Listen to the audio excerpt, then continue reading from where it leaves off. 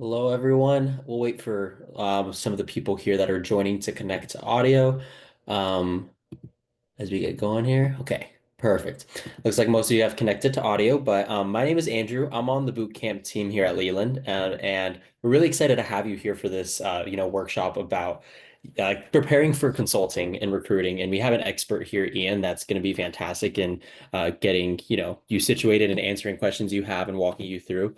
But what we want to do is, Ian, I don't know if you can reshare your screen. I think it went away. Absolutely. Yeah. Second. Wait 1 second. Sorry. All good. Bear with me. There we go. All right, perfect. So, we have a lot of free webinars like these to help you prepare, but what we're actually doing is hosting a boot camp to not only help you prepare, but actually walk you through the process of recruitment within management consulting. So, I want everyone to, type in their web browser bit.ly/MBB prep. And this will essentially give you the ability to win free admission to our upcoming boot camp that we're having starting next week. And if you want to hit the next slide, you'll see that these boot camps, we'll actually have a ton of, oh, and also Amanda put it in the chat. If you want to click the link there, that might be a little bit easier to, apply to the giveaway. Obviously, we have a free webinar today that you're all here for, but we're going to host tons of live courses with talented coaches like Ian to actually help you throughout the whole application process with, the cases that you have, mock interviews, math, data insights, behavioral interviews, like every aspect of, consulting that you can think of and helping prepare for that in the process. If you hit the next slide, apart from these live sessions that we'll have, there's going to be a lot of on-hands like materials that you could leverage. You can see there's 8 case reviews that you can go, practice with a peer, some other custom built assignments. You'll be able to meet with a top coach like Ian to help, prepare for a case interview, maybe do a mock. And then you'll get discounts to additional coaching and access to Leland Plus. It's our library of free content and resources that we have. And then, as you can see here, normally something like this would cost a few $1,000s, but we're going to have it be for all of you here today at $700. So obviously, we'll have one person win the giveaway, but then everyone else will have the opportunity to apply to this management consulting bootcamp for $700. So once again, if you go to the next slide, type this into your browser, or once again, look in the chat. But someone at the end of this call, once Ian is done, he'll announce who the winner is. But someone will win free admission to the bootcamp, and everyone else will receive that $500 discount. Basically 50% off to join. And so if you have additional questions, we'll send more information once all is said and done. And I'm Andrew. I'll be the person that you'll be chatting with if you have any questions. But that being said, I'll turn the time over to the person y'all came here to listen to, which is Ian. And good luck. And hopefully, I'm excited to hear who the winner is for, the boot camp. Yes, good luck, everyone. Thank you, Andrew. Thank you for having me. Yeah, if you guys enjoy today's session, I'll be running a couple of those ones in the boot camp. So you'll see more of me there. If you don't enjoy today's session, well, there will be other coaches teaching too. So, at least there's that. So yeah, highly recommend this. Honestly, if I were prepping, this isn't a sales thing. I get nothing from this. If I were prepping, I would be signing up for this because that's honestly a pretty crazy deal. They're going to be giving you guys a lot of content and materials. We'll talk today about a lot of the prep stuff. And in today, I will talk about how a lot of your university materials are helpful, but this is a lot more helpful. So we'll see what some of the common misconceptions are and all of that. We'll take you guys through that today. Also in this boot camp, you're going to see a lot of things that your peers probably don't know because again, in this world, we don't know what we don't know. So anyway, last second for that link. Good luck to all of you entering for that $500 discount. Even if you don't get it, I do highly recommend. That's a really nice last minute deal there. Okay, so let's jump into why you guys are all here. Look, we're here to try to understand the optimal pathway for getting you guys a consulting job. Okay. Now I'm going to move very quick. On the top right, you can scan to sign up to Leland if you haven't already, although I imagine a lot of you all already have. I'm going to move very quickly today because it does cover a lot of topics. Apologies if I talk too quick. Normally I go slower, but if the choice is between giving you as much information as possible or moving slower, I'd rather move quicker and give you as much as possible. Again, a lot of this is covered, in the boot camp that some of you might sign up for. Okay, really quickly. So I started out so I majored in economics and French. I worked in IT for a number of years. Then I did my MBA at NYU Stern, worked at BCG, And then did some data consulting, and finally have launched my own coaching and work with Leland to provide case coaching. So I work with consultancies like PwC and Carney to actually train their employees, their consultants. So I know what good looks like there. I run tons of workshops with various universities and programs like Leland. And then also, of course, the biggest focus is coaching for all of you.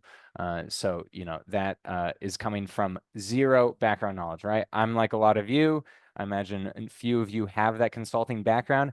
I started off knowing nothing as well, right? And despite having zero background knowledge in the journey in strategy consulting, I had 8 interviews. I didn't fail a single round, 8 offers. So, I've been in the trenches where you guys are, and I know what that's like. But then I've also done the coaching, right? So, we're at actually these numbers probably have to be updated to be higher. But, a lot of people that I've worked with around the world in pretty much every situation imaginable. Why am I telling you all of this? It's not to brag and boast. It's just to say, look, I have seen a lot of the pitfalls. I've seen a lot of the misconceptions that people have. And my main goal today is basically to try to cut as many of those as possible. This topic is so big, we'll probably only get through like 5 or 10% of like everything that people do wrong. But what I want to do is I want to at least plant the seeds so that you guys save time and have a higher chance of getting that job. Okay. That is the main goal here. We don't know what we don't know. And so there's just so much false information out there. And what I'm going to try to do today is cut through that. Just putting this up here super quickly. I care more about getting you guys information, but feel free to scan that code. It goes to my profile if you're ever curious to see more. Okay. All right. So what are we doing today? Well, we've got a lot to cover. We're trying to cover the entire journey. So when we've got this whole journey, what we've got is we've got the application preparation aspect, resume, cover letter, and tracking your applications. We've got recruiting and networking, which is hugely important. And then we've got the actual interview prep, right? Your foundational skills, your casing, your fit. I'm going to try to cover all of this today. Feel free to type questions into the chat. I'll address all of them at the end if we have time.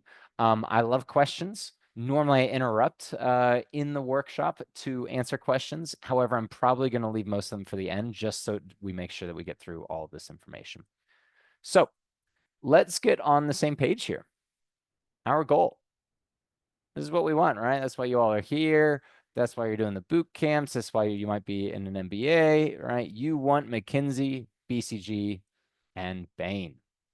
That's why we're here. We don't do this, we fail. Wrong. Okay. You are going for every single possible company that requires strategic thinking, operational thinking, consulting, etc. Okay. If you are focused on McKinsey, Bain, and BCG, and that's all you want, you are going to be disappointed. And I don't want to shoot all your hopes and dreams. I want everyone to shoot for the stars and the moon. That's what I do with my candidates, right? Go for McKinsey, Bain, and BCG. Absolutely. Absolutely believe that you can, but be ready for if you don't.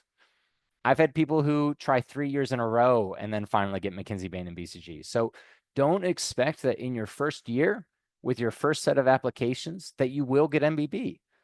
The odds are 5%, right? So, very few of you probably go to the casinos every weekend and think you're going to go win there. So don't do the same thing here.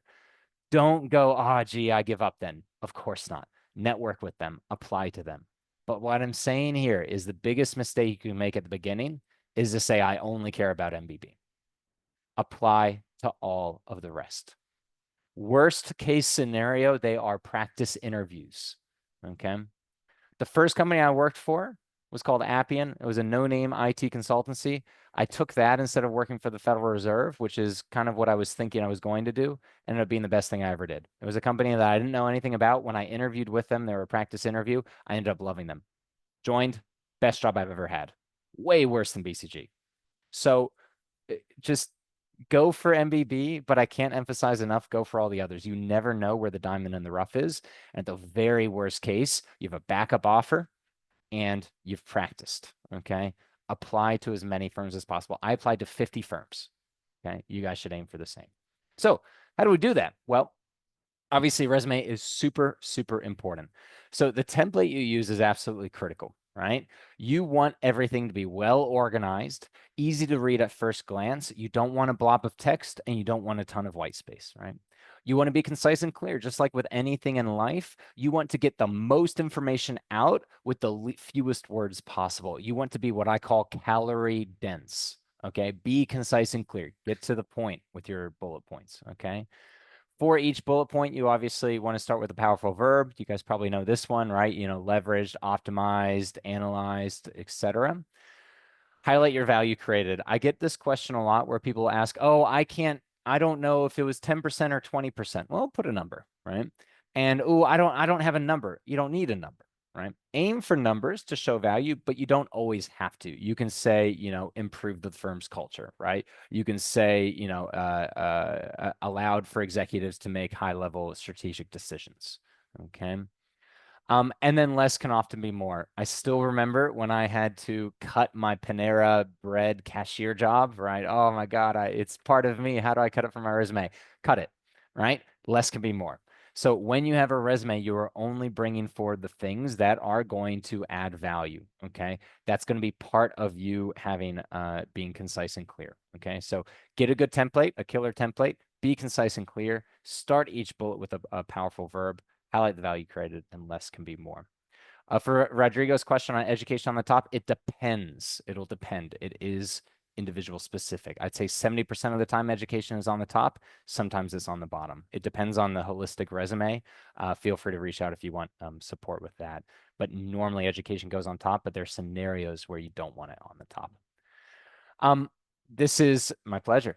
This is something I like from Consulting Comedy. If you guys follow it on Instagram or wherever else they are. This is what a lot of people do. I changed the light bulb, right?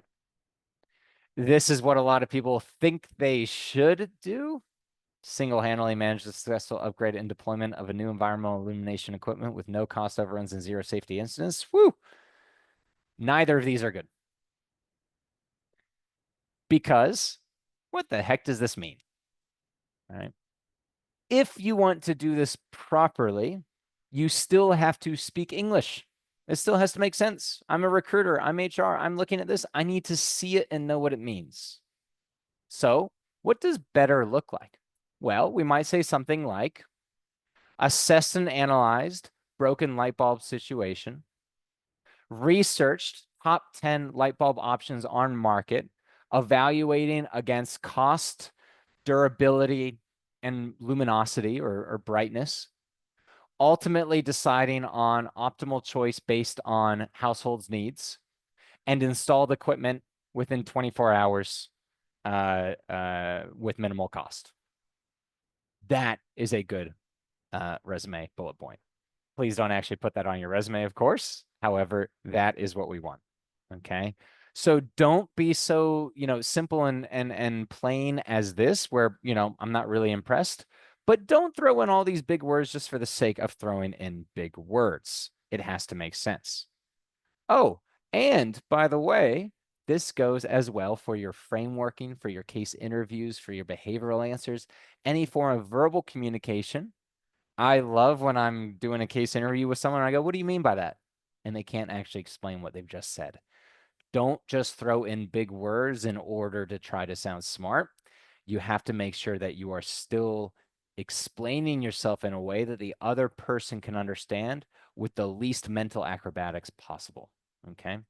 So not this, but the one I said, right? We still know what it means. Analyze and assess the light bulb options against cost, durability, luminosity, selected optimal light bulb based on household needs, right? Something like that. Beautiful. Okay. I'm actually going to skip through this. I'll show you one. I'll show you two, or I'll show you the second one, but this is actually on Leland Plus. So feel free to sign up to Leland Plus. I have a whole set of videos, and actually, I believe the templates are on there for your resume and cover letter. But look at this, right? This is a real resume that I edited with a candidate. You know, they had mobilized and led Company X digital transformation program. Okay. After talking with them, understanding what they did, and getting a feel for it, right? What we then did is I turned it into the following. led and implemented nationwide $X million digital transformation program for a multinational insurer.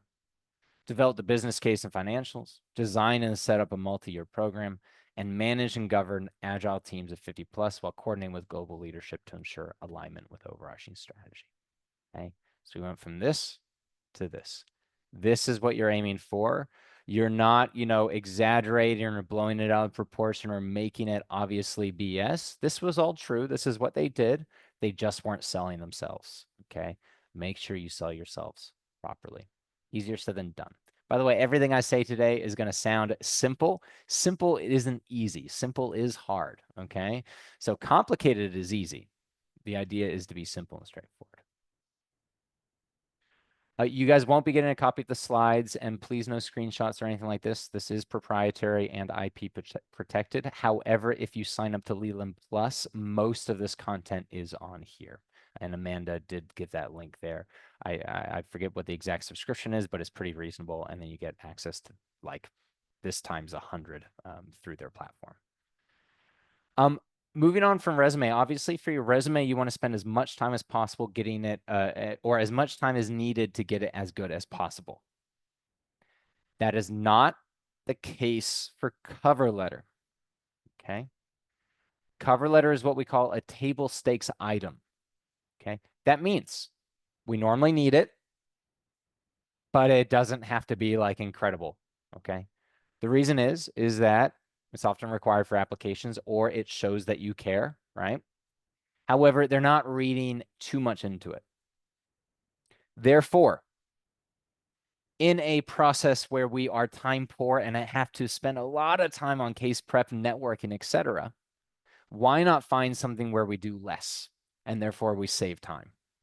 I'm really all about optimizing time. Cover letter.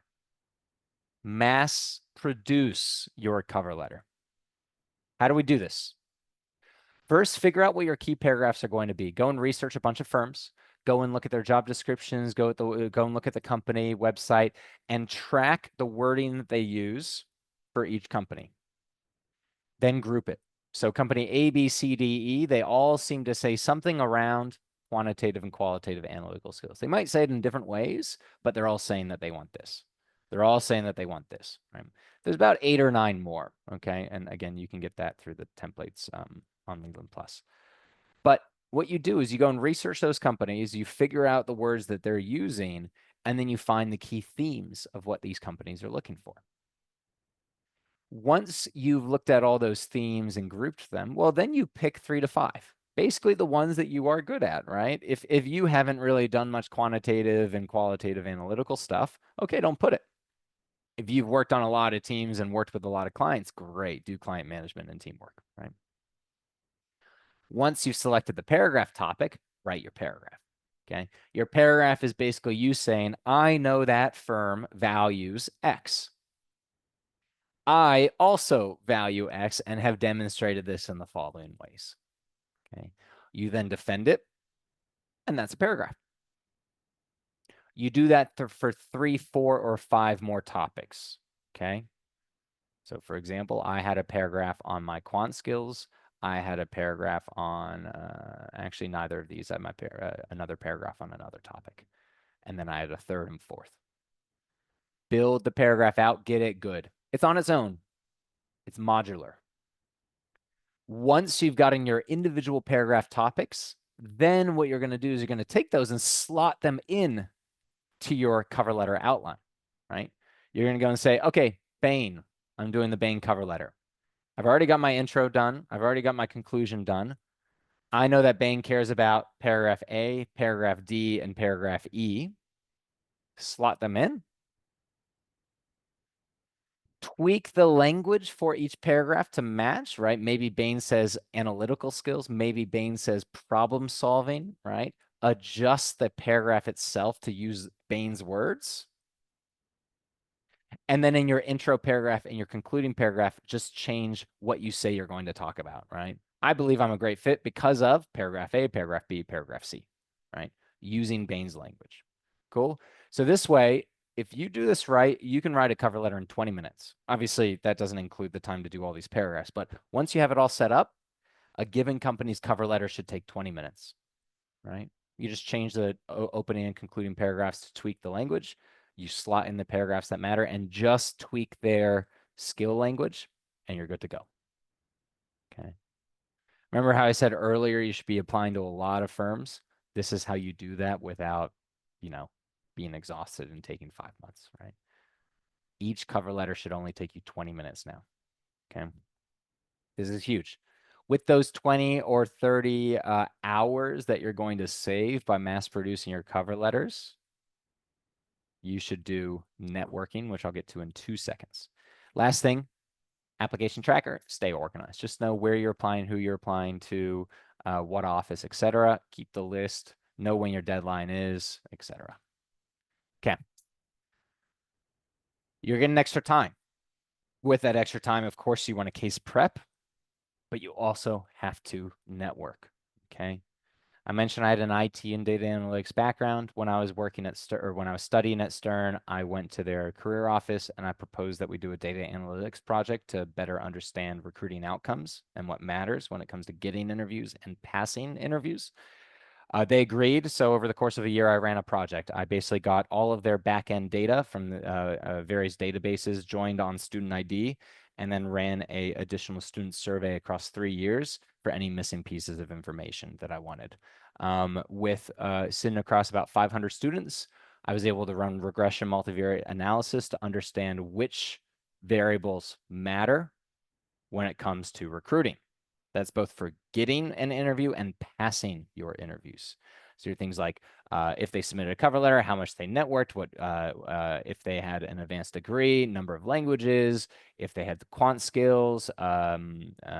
It was about 20, their GMAT, their GRE, their GPA, basically across about 20 or 30 variables.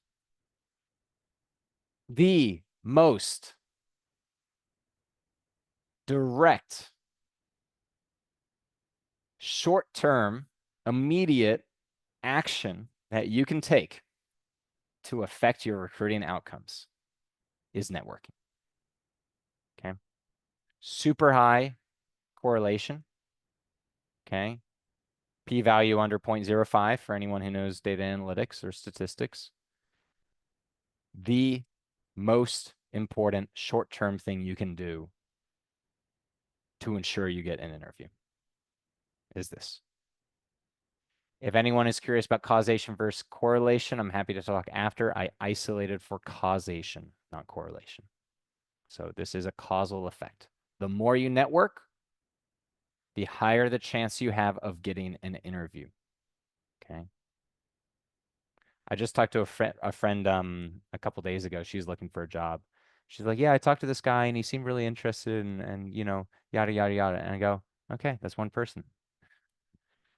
If you even remember his name and remember the conversation, you're not networking enough. You need to network so much that the only way you can keep track of people is because you have an Excel sheet.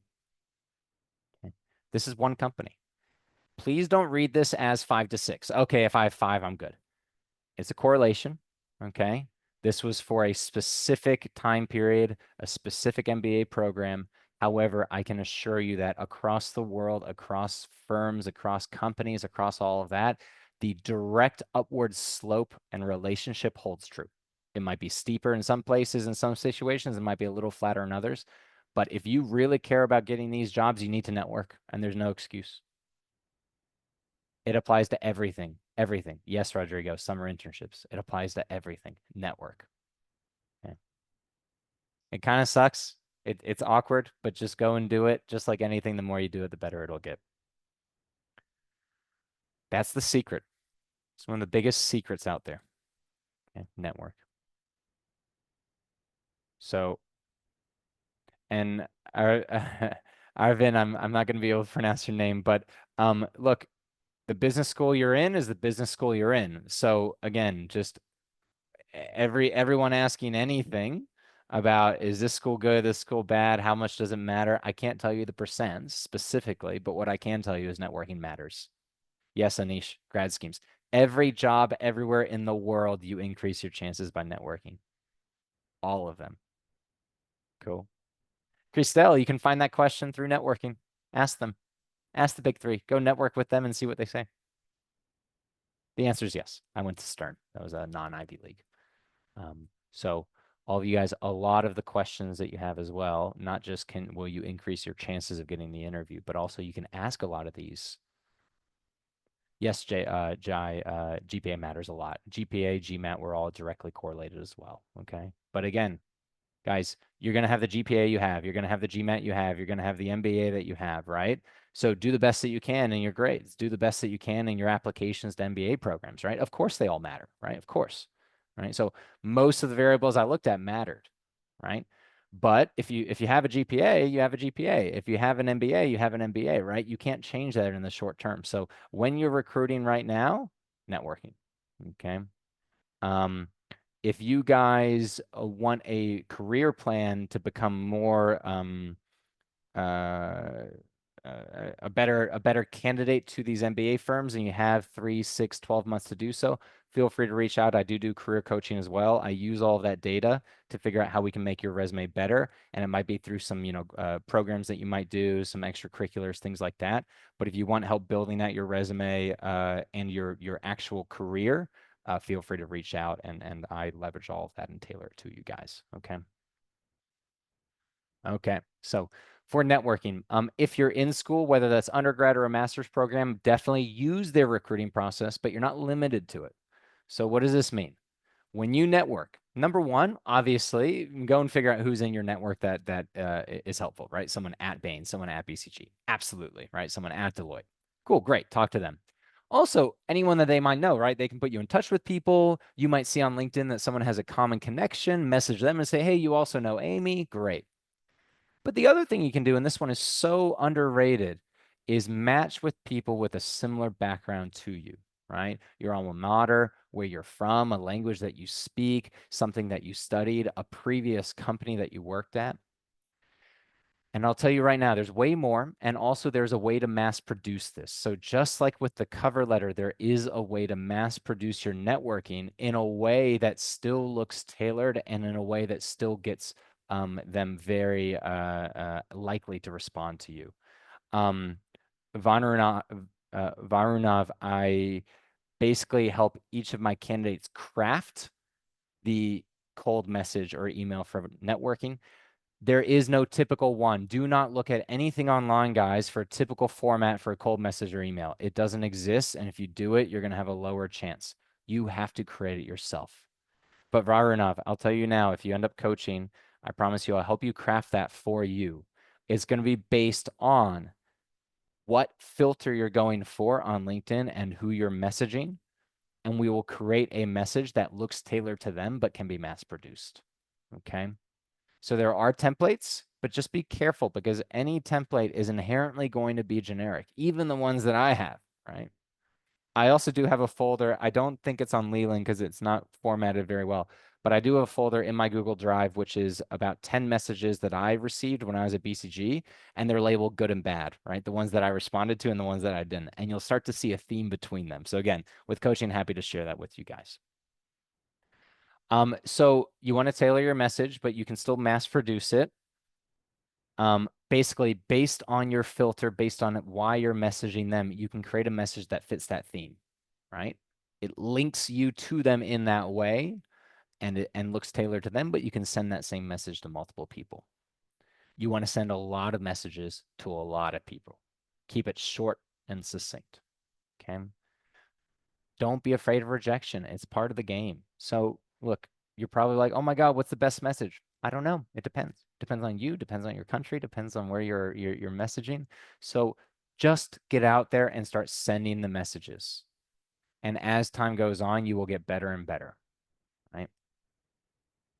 I learned how to dance salsa. I don't know how. Like if you see our family's weddings, there's no way any of us have any DNA related to salsa dancing. But you know how I learned? I got out there on the floor and I just started, right? And I looked silly at first and I didn't do it well at first, but the more I did it, the better I got. Same thing with these messages, right? It feels vulnerable, but each time you send those messages and you start to assess based on how many people respond and how the responses go, tweak the messages and you'll get better and better, right? Marcus, I would always err on the side of overly aggressive. Obviously, when we say aggressive, we don't mean angry. We mean, doing a lot. I would always lean on doing more rather than less. You can always pull back, but I mean, for my candidates, I recommend that they send out, 50 messages a week for 2 months. And again, it's not as bad as it sounds. It's just like the cover letter, right? If I were to say, oh, write 10 cover letters this week, it sounds hard until you know how to mass produce. And it's like, okay, actually, that should only take an hour and a half for all of them. Same thing with networking. If I say 50 a week, that should take you an hour. 1 hour per week, but 50 messages, right? Um, and again, I'm happy to talk you guys through that in more depth. Here's what's important as well. Once you get that call, right? Once you hop on a call with them, two things are really important. Number one, playing tag. No one does this, but it's so important. You have reached out to a stranger. This stranger has said yes to a phone call. They've got a wall up, right? They've got a wall up. Over the 30-minute chat or 15-minute chat, that wall comes down. Ideally, if you've presented yourself well, that wall has come down. They might still not refer you because they still don't know you well enough. But if you say, hey, could you put me in touch with someone else that X? Hey, do you know anyone else that Y? And they get you linked up with someone else at the firm. That someone else knows the person who says they know you. So when you hop on this new call with that person you tagged, their wall is down, right? Amy knows Joe. She's worked with Joe for years. Joe says, hey, Amy, can you talk to you? Just had a good chat. Well, Amy's going to hop on the call and already be ready to go, right? Like already kind of trust you more, all of that, because Joe put you guys in touch. That means that you have a much higher chance of getting a referral or getting put in touch with HR. And it also just means you have to do less work, right? Joe's already put you in touch. And that's, 20 fewer messages that you have to send. Play tag, right? So they're not in the same role that you're interested in. They're in a different division. They're in a different city or office. Just say, hey, really curious to know what it's like at X office or in X role. Or if you know anyone who's going through the same pathway as me from an IT background into consulting, do you know anyone at the firm? Would love to learn, what that's been like for them. Boom, play tag. And then I strongly advise against like directly asking for a referral unless there's like a really good connection. You guys are talking very like naturally and personally, but you can hint, right? You can say something like, this has been so helpful. I really appreciate your time. Would you, sorry, I really appreciate your time. I'm definitely going to be applying to this firm in the coming months. You've really piqued my interest. Is there any advice that you have for me as I go along this journey, right?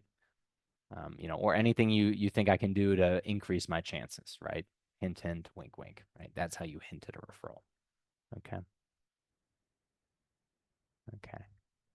Create your own tailored message. It'll be based on you. Okay. I'm gonna quickly go through this, but just make sure that you've prepared beforehand. You know how to talk about yourself. You know how to talk about the role. You know how to talk about the company. These are not the really long behavioral answers, and even those shouldn't be that long. But here's just the quick thing, right? If you're talking to someone at a company, you have to be able to defend who you are, demonstrate who you are, and tell them why you message them, why you're interested in their firm, right? Obviously, you're there to learn more about it, but you have to have an idea. During the call, please be inquisitive. Ask follow-up questions. Don't just rattle off a list of questions you've seen online. Have a conversation. Have a conversation. Okay. Then afterwards, think about the role. Honestly, this is as much for you as it is for them, right? Or as much for you to understand if this job is right for you. So think about what you talked about. If that particular company makes sense, if it's a good fit. Tailor your resume a bit if you need to, and track that conversation and send a thank you note. Okay. And of course, like I had with your applications, you should also have a contacts tracker. Okay. So anyone you've talked to should be noting, the firm and what you talked about, et cetera. Just quick, just in case you need to reach out again, you're letting them know you've applied. If they seem to want to refer you, great. If they're going to put you in touch with someone, make a note of that and follow up if they haven't, things like that. Okay. Okay. So we have done the application preparation and we have done the recruiting and networking. Let's talk about interview prep. I know that we're probably a little bit further away from that. However, it's really important to know some key things now. Okay. Okay. So behavioral. When and if you're prepping for behavioral, just make sure that you're focused on how you sell yourself, how you defend yourself. Okay. Um, for all behavioral interviews, you do want to make sure that you can talk about you, right? Your resume walkthrough, why the company and why the job itself. Okay. You want to be comfortable with those for your, screening calls, your networking calls, etc. And in general, for stories, you guys would have seen those online. You're saying there's a problem, what was going to happen and it's bad, what you did and why, and the ending, right? You saved the day. Okay. Make sure you cover the key topics. And one last thing, be ready for any question. The best practice for behavioral is not all of the online stuff where you list all these questions and you write everything out and you have everything written down. The best practice is a friend, a peer, a family member, someone you found online who's case prepping as well, asking you questions. That's it, right? How do we prep for a date? Do we write down every single thing that the date might ask us across the table and prepare every single story we're going to tell them? Of course not. But oh God, they could ask us anything, of course. So in your guys' whole life, how many conversations have you had? Thousands, millions, right? You don't try to predict the question that someone asks you. Same thing for the interviews. Rather do this, but also and practice people asking you a question you didn't expect and you answering just like you do day to day. Do that until you are comfortable with any question that comes your way. Because guess what? There are thousands of questions that could be asked. Ignore the lists online. They don't know. Just have someone across from you ask you a bunch of random questions that you don't expect and practice answering them. That is the best behavioral practice. Okay. I know you guys aren't probably there yet, but just store that nugget. Foundational prep, right? When you're getting into your case prep, you should have a daily and weekly cadence. Again, on Leland Plus, one of my videos around your preparation plan is there. It lets you know exactly what you should do daily and weekly. It's called the preparation plan. One of those is math. So you're doing exercises 20, 30 minutes a day until you're comfortable with it. Okay.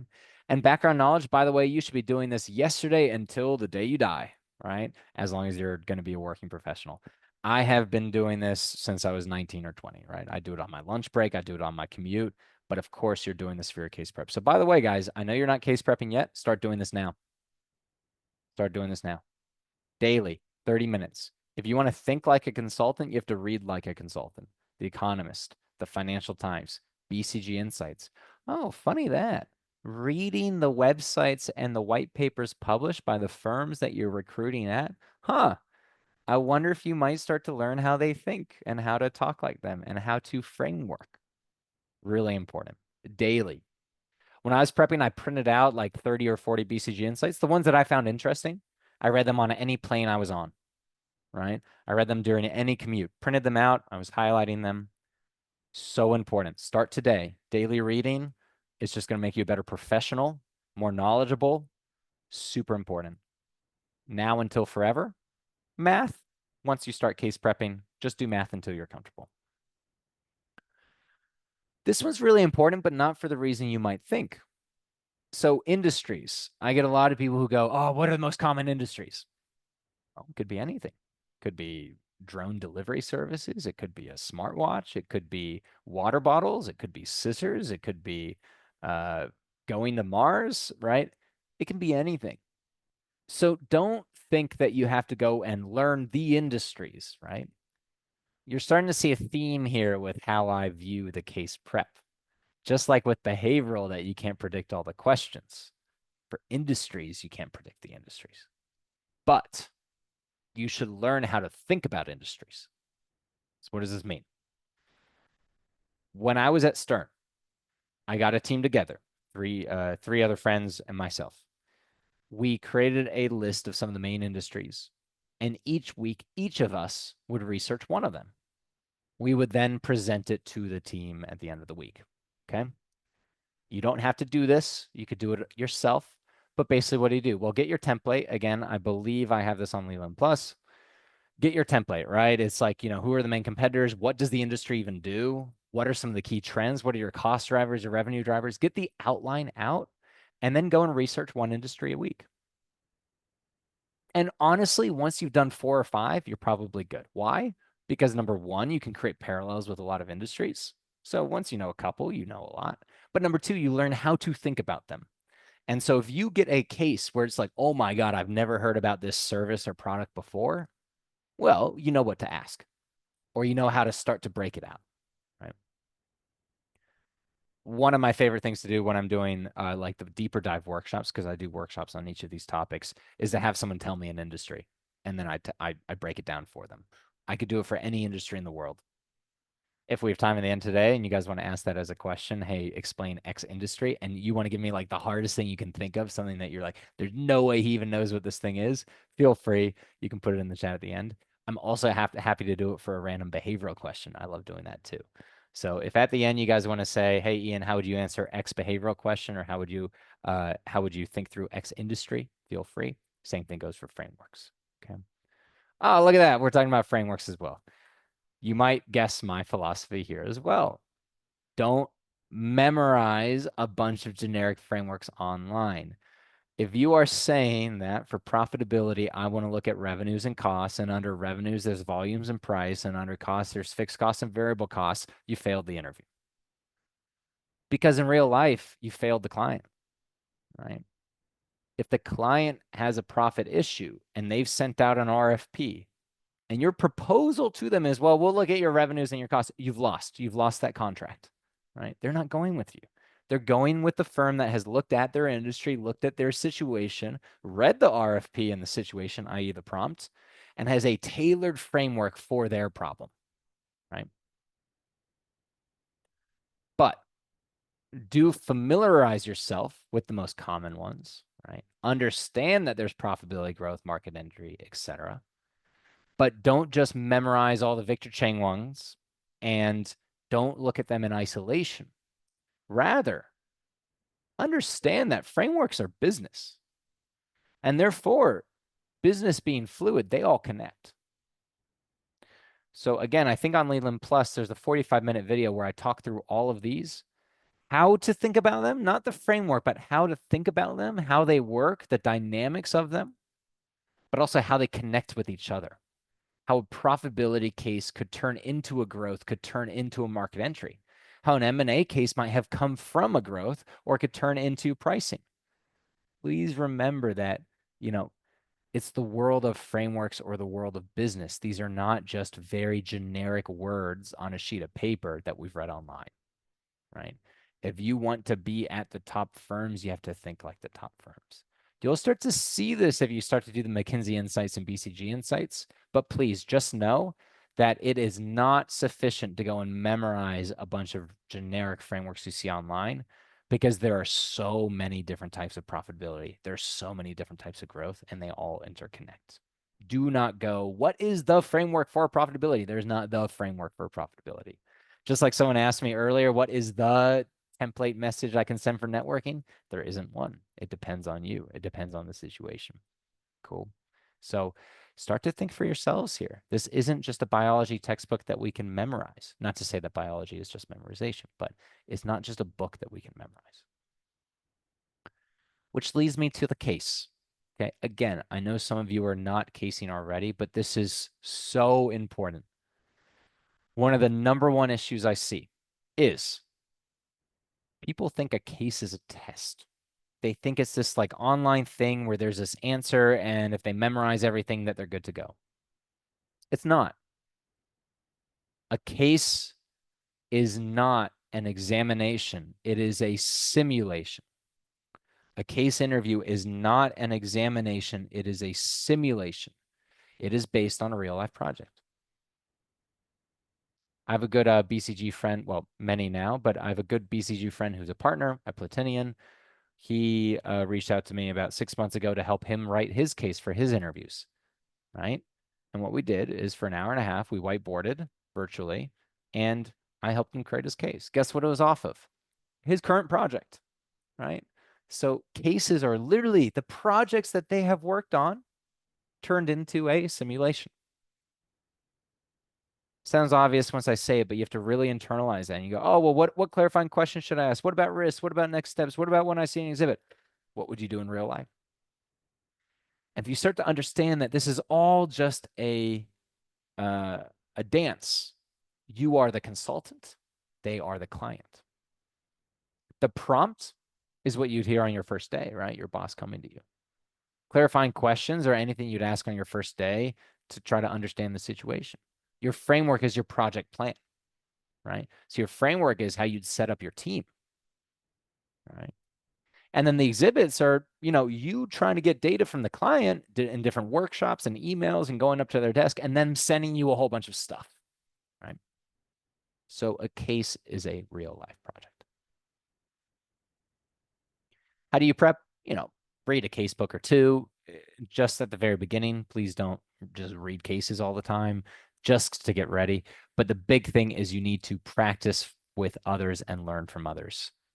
When someone says, how many cases have you done? And you've read 10 cases and done 5 cases live with peers, that means you've done 5 cases. You have not done 15. So if you want to read a case book or two to start, okay, but then quickly drop it and do live cases with peers. Learn from your peers. You can learn by giving cases to your peers that you struggled in, right?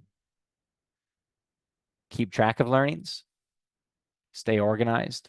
And again, on Leland Plus, there's several videos where I take you through your case template sheet and how you should organize your sheets of paper when you case. So you don't have to worry about what that looks like now. Obviously, this is the high level stuff that I want to get through, but just know that there is a way to optimally organize your sheets and an optimal way to go through cases. And you can work through that in the boot camp on Leland Plus or through coaching or and. Okay. All right. Stay organized. Right. Last one. This is the last tracker. So, just know who cased you, what the case was, the industry, the case type, and it just helps you stay a bit organized. Okay. As I was saying, right, this is really important. A case is a project. So think about the prompt like a project intro, right? It's your intro call with the client, it's your manager discussion. Clarifying questions are that initial client meeting. So a lot of people do like generically, what is the timing of this project? Would you ask your boss that? Right? What would you ask your boss on day one? Those are the questions you ask. What do you need to know to then create a plan of attack? And your framework is your plan of attack. It's how you're going to solve the problem. Okay. Okay. So really quickly, I know I've been talking for a lot. I'm sorry that it's been so many words. Um, I'm gonna here's a kind of a typical framework that you might see for the question of should we enter this market, right? And then we've got market, company, competition or financials. We've got size, growth, margins. I want you guys to think about whether this is a good framework or not. And while you think about that, I'm going to answer these 2 questions. What if we haven't yet been casing and we've just started applying to firms? You shouldn't be applying to firms if you've just started casing or you haven't been casing. I want to be really clear, guys, on this question. Don't apply to firms if you haven't even started casing yet. Those firms might get back to you next week. They might schedule an interview for 2 weeks from now. You won't be ready. You need to be 80% case ready before you apply. 80% case ready before you apply. Please don't apply to firms if you haven't been casing yet. 80% case ready before you apply. You will not have time to get case ready if you get an answer from them and they book you a week from now. You failed the interview already. Sorry to be so direct. I'm a very direct person. It's just to help. Someone also asked how long you'd have access to the resources. I'll let Amanda answer that one in the chat. I believe you'd have it for quite a while or as long as you need. Mona asked what is the best case book to study from that are like real interviews? None of them. Sorry, Mona. There is no case book that is like real interviews. That's why I said start out with them. Do it when you're at ground zero for a day or two. Read a case book or two. Doesn't matter which one. What matters is your caser because no pages, no written text is going to be like a real interview. What matters is the interviewer. And I can tell you now, most of my candidates, when I case them, they go, whoa, That's not what my peers have been doing. And then after the interview, they go, yeah, yours was a lot more like the interview than what my peers were doing. It's not to say don't go and case with peers, and it's not to say don't look at case books. You want to play tennis for the Olympics. Of course, watch tennis tape, read a tennis book. But oh boy, are those so far away from what the game really is. Start out with it. Play with friends, play with peers, right? Okay, if you play tennis with some of your friends, you'll get better. But none of that is the same as playing in the Olympics. For that, you have to play with Federer or Nadal or other professionals, right? So still do the first two, okay? But just there's no best case book. Okay. So if you guys thought this was a good framework, it wasn't, just so you know, right? What we need is we need to be framework focused. It needs to be a plan. So if I'm trying to figure out if we should enter this market, we need to make sure it's attractive. We didn't make sure it's attractive for us. And we need to make sure that we can pull it off. This is a real framework. And again, you'll see a lot more in the boot camp and in the workshops and in Leland Plus. And then just remember, there's a lot of different types of market entry, right? The market is booming. Should we enter? Well, now that first bucket doesn't apply. We're evaluating between three markets. Which one should we enter? Well, now our framework changes. Or we are entering. We've decided to. How should we? Now you need a new framework. This is just to get the gears turning for you guys to make you see that, cool, if you go to Victor Chang and you just see, oh, here is the framework for market entry, how can that possibly apply to all these market entry questions? Just make sure that as you start this process, you're not thinking, what's the best casebook? What's the best framework? You're thinking, how do I learn how to think like a consultant and solve any problem? That's what we want. How do I know? Well, I track the real interview questions, and I can promise you they are not that generic. They can be very unique and uh, uh, project specific. For example, these are real questions. New blood sampling machine. How do we convince the staff at the hospital to use it? Right? We're doing a startup. We have a startup company with drones. We need to evaluate pilot options and choose between a suburb and a city pilot launch. We're a major international bank against with 7 geographies. We want to launch an employee training program. How do we do it? I'm not supposed to tell you this, but this was a McKinsey question last year across multiple regions. Okay. These are not your generic profitability or growth. So just make sure when you're doing case prep, remember there's no best case book. There is just like behavioral, you're practicing hearing things you haven't seen. Here are a whole range of framework approaches. Again, I dive into this in Leland Plus and in the bootcamp as well. Okay, so application preparation, resume, get the best template, make it clear and concise and direct, mass produce your cover letter and track everything. Don't just apply to MBB, apply to 40 to 50 firms. Coffee chats, remember you're not just limited to your network that you already have or your school. Reach out, get tailored messages, message a ton of people. And when you network, play tag and also hint at a referral. Do background knowledge today for forever, right? Read, get your math sorted at the beginning of your case prep, research a few industries to learn it, and remember frameworks are not just these generic things that we see online. They are how we think about problems. For casing, right, we have tons of tips there, and foundational fit stuff, just remember, be ready for anything, okay? Oh, thank you. Thank you, Raihan. Really quickly, I'm going to point out the winner in a second. If you guys are interested in coaching, I do tailor my coaching to everybody. 2 to 3 months is ideal, but if you have an interview next week, reach out. If you want to get one in a year, reach out. Basically, I work with anyone in any geography in any situation. I've been doing this for 5, 6 years, okay? And so just reach out. I've got a whole course that sits behind everything. We'll work on whatever you need, okay? And the winner of the giveaway is Rodrigo Zamaloa. And they will get in contact with you via email. So congrats, Rodrigo. Thanks, Ian.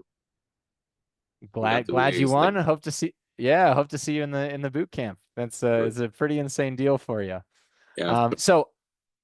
So I hope to see some of you guys in the boot camp. In those boot camps, if you guys had some leftover questions, happy to answer those. Coaching, Casey chatbot I have as well. Feel free to do those links. But regardless, I hope all of you guys got value out of this. Hope to see some of you again soon. And just remember, change that mindset. Think about what you're doing and how you're doing it. Don't just go generically and follow the herd, right? There are, this process requires you to really be evaluating how you're using your time and how you're prepping. So hope this was helpful. Sorry I went so quick, but hopefully you got some good info out of it. Thank you, everyone.